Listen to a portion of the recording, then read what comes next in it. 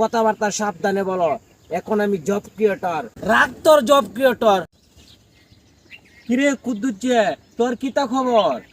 আরে বেটা বলিস না, খবর এতটাই ভালো, এখন আর টিভির খবর দেখি না। বালা থাকলে বালা, কইতা হস তুই?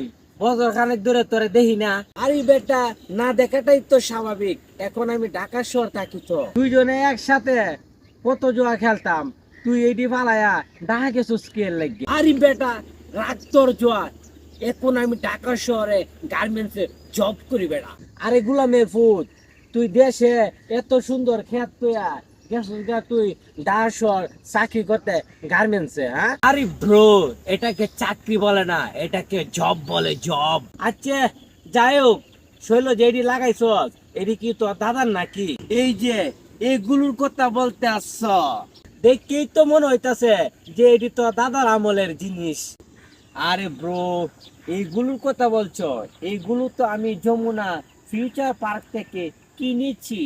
আয়, অন্য সময় আছে, গার্মেন্টসের কাম কাজ বাদ দে, দেশে আবার দুজনে আবার জুয়া খেলা শুরু করে দেই একসাথে। আরে না, এটা হতে পারে না। এখন আমি জব ক্রিয়েটর, তোমার জোয়ার কাজ তুমি করো কা? কি কস গুলামের ভূত?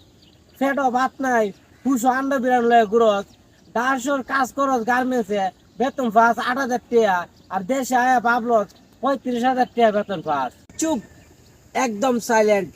বাংলা ভারস না তুই, হিন্দি লইয়া টানাটানি করস। শালার গ্রামের অশিক্ষিত মূর্খ খেত হইছে। যা যা বাইর গিয়ে মুতে হইতে থাকা, বলদের ঘরে বলদ আমার মুডটাই অফ করে দিল।